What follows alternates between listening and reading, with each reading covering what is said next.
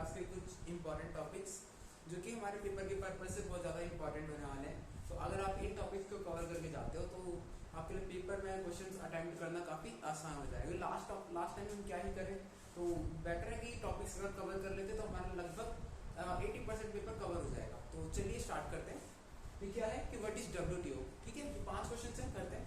तो what is WTO। WTO का मतलब क्या होता है? World trade organisation.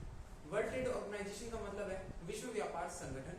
अब विश्व व्यापार संगठन का काम क्या होता है, क्योंकि यहाँ पर पूछा गया एम एंड ड्रॉबैक्स। ठीक है, तो एम क्या है, मतलब इसका उद्देश्य क्या है, और दूसरा क्या है, और ड्रॉबैक्स मतलब इसकी खामियां क्या है। अब हमें ये पता होना चाहिए। तो एम क्या है, इसका एम है देखना पहले कि भाई WTO का मतलब है कि भाई वर्ल्ड ट्रेड ऑर्गेनाइजेशन काम करता क्या है ये। ठीक है, पूरे वर्ल्ड के अंदर ट्रेड को ऑपरेट करता है। ठीक है, और इसका काम क्या है, लिबरलाइज करना है इकोनॉमी को। अब एम के अंदर भी सेम टू सेम पहला पॉइंट कि इनका काम होता है कि भाई पूरी जो ट्रेड है उसको लिबरलाइज कर देना, मतलब सभी कंट्री तक इसकी पहुंचाना। ठीक है, ट्रेड को यानी ट्रेड। और दूसरा क्या है कि ट्रेड बैरियर्स को हटाना।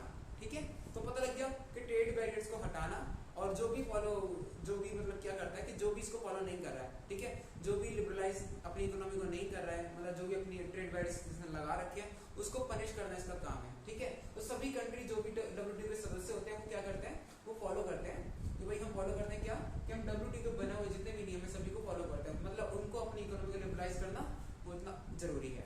ठीक है, तो एम पता लगे इसका क्या है, एम है कि भाई इकोनॉमी को लिबरलाइज करना और उसको फॉलो करवाना, उसके जो बनाए गए उसको फॉलो करवाना। अगर कोई ऐसा नहीं करता तो उसको पनिश करने का काम कौन करता है, WTO। अगर देखिए ड्रॉबैक्स है, ड्रॉबैक्स मतलब खामियां क्या है, ये कहना चाहते हैं कि भाई इसके अंदर ना भाई खामियां ही सबसे बड़ी है कि इसके अंदर जो मेजर कंट्री है, जो बड़े बड़े कंट्री है, मतलब जो अपने बड़ा स्थान रखते हैं, तो वो ज्यादातर डेवलप्ड कंट्री है ना। तो डेवलप्ड कंट्री अपने हिसाब से सोचते हो, छोटी कंट्री के हिसाब से नहीं सोच सकते, पहला पॉइंट। और दूसरा पॉइंट ये हो जाएगा कि भाई दूसरा ड्रॉबैक ये है कि इसके अंदर पता क्या है, कुछ कंट्री ऐसे जिन्होंने अभी भी अपना मतलब कि अभी भी ट्रेड बैरियर्स को लगा रखा है, लाइक अमेरिका जिसने एग्रीकल्चर के सहारे है ना, बाय सपोर्ट ऑफ एग्रीकल्चर इन्होंने क्या लगा रखा है, ट्रेड बैरियर्स को कायम कर रखा है। तो मतलब ये अभी तक सक्सेसफुल नहीं है। ठीक है, तो ये ध्यान रखिएगा। और एक सवाल और पूछा जाता है कि भाई शायद इंपॉर्टेंट है, वैसे रेयरली पूछा जाएगा कि 2006 तक इसमें कितने सदस्य थे। ठीक है, तो कहीं आपको 150 लिखा मिलता है और कहीं आपको 149 लिखा मिलेगा, तो उसमें कंफ्यूजन नहीं है, जो मर्जी वो लिखवा दीजिए। तो आपके एनसीईआरटी में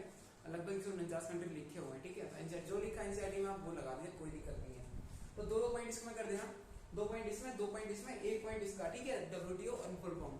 चलिए पहला पॉइंट हो गया। दूसरा क्या है, दूसरा क्वेश्चन हमारा कि भाई formal sector and informal sector. तो भाई क्या होता है formal sector and informal sector, तो दोनों सेक्टर में बीच में डिफरेंस पता है क्या है, ये दोनों मैं पूरा लिखना भूल गया। फॉर्मल सेक्टर ऑफ लोन और इनफॉर्मल सेक्टर ऑफ लोन, मतलब ये इसका कि भाई कुछ होता है औपचारिक क्षेत्र और एक होता है अनौपचारिक क्षेत्र। औपचारिक क्षेत्र का मतलब ये होता है कि जहां से आप लोन लेते हैं, आप कर्जा लेते हैं, वो एक औपचारिक व्यक्ति हो, मतलब एक ऐसा व्यक्ति जिसको आप ना जानते हो, है ना आप जानते हो, मतलब वो आपके ऊपर भरोसा नहीं करता और वो आपको इस प्रकार लोन देता है, वो अपने फायदे के लिए लोन देता है आपको। ठीक है, अपने फायदे के लिए मतलब बैंक का काम क्या है, भाई लोन देना, बैंक का काम है। ठीक है, बैंक का काम लोन देना है, आपको पता है। तो ऐसे व्यक्ति क्या करते हैं, पैसा चार्ज करते हैं। पैसा चार्ज करते हैं इसलिए कि भाई वो आपको पैसा लोन दे रहे हैं, इंटरेस्ट चार्ज करेंगे। ठीक है, और इंटरेस्ट चार्ज करने वाले ये भी लोग होते हैं, पर ये कभी कभी कम करते हैं और कोई नहीं करते हैं। क्योंकि इनफॉर्मल सेक्टर ऑफ लोन यानी अनौपचारिक क्षेत्र में कौन आते हैं, अनौपचारिक क्षेत्र के अंदर आते हैं हमारे रिश्तेदार आते हैं, फ्रेंड्स आते हैं, है ना, ये फिर कोई अपना बनिया, ये सारे लोग हो गए। ठीक है, ये कौन आते हैं, इनफॉर्मल सेक्टर ऑफ लोन में आते हैं। ठीक है, इसकी वीडियो मैंने पहले बना चुका हूँ, पूरा मैंने करवाया हुआ है, तो एक बार अगर इसके अंदर कोई भी दिक्कत हो एक बार पीछे देख लीजिएगा। 5 मिनट की वीडियो, शॉर्ट में आपका पूरा क्वेश्चन कवर हो जाएगा, दोनों के बीच में अंतर क्या है। बट यहाँ से एक सवाल और आता है कि हमको फॉर्मल सेक्टर ऑफ लोन को बढ़ाने की जरूरत क्यों है। तो फॉर्मल सेक्टर ऑफ लोन को बढ़ाने की जरूरत इसलिए है क्योंकि ये पता है क्या करता है कि ये कम इंटरेस्ट रेट पर ब्याज देता है और यहाँ पर लोगों को एक्सप्लॉइट किया जाता है, मतलब शोषण किया जाता है लोगों का। जो कर्ज लेता है व्यक्ति, उसका शोषण किया होने के चांसेस यहाँ पर ज्यादा होते हैं, यहाँ पर कम होते हैं। तो ठीक है, और इनका ब्याज दर भी कम होती है, तो यहाँ पर डेट ट्रैप के चांसेस कम होते हैं और यहाँ पर डेट ट्रैप के चांसेस ज्यादा होते हैं। ठीक है, तो उम्मीद है कि आपको ये दोनों आप कर लेंगे। ठीक है, अगर नहीं कर पाए तो एक बार प्रीवियस वीडियो देख लें, एक वीडियो है मैंने बना रखी है, इसके अंदर देख लीजिएगा। चलिए देख रहे हैं negative and positive impact of globalisation. तो ग्लोबलाइजेशन क्या होता है, ग्लोबलाइजेशन होता है इंटीग्रेशन ऑफ द वर्ल्ड। ठीक है, विश्व का एकीकरण, पूरी दुनिया जब एक साथ आपस में आकर जुड़ जाती है उसको कहा जाता है वैश्वीकरण। अब ये वैश्वीकरण का मतलब सिर्फ और सिर्फ इतना है कि यार वैश्वीकरण है, चलिए बहुत बढ़िया है, अच्छी बात है वैश्वीकरण।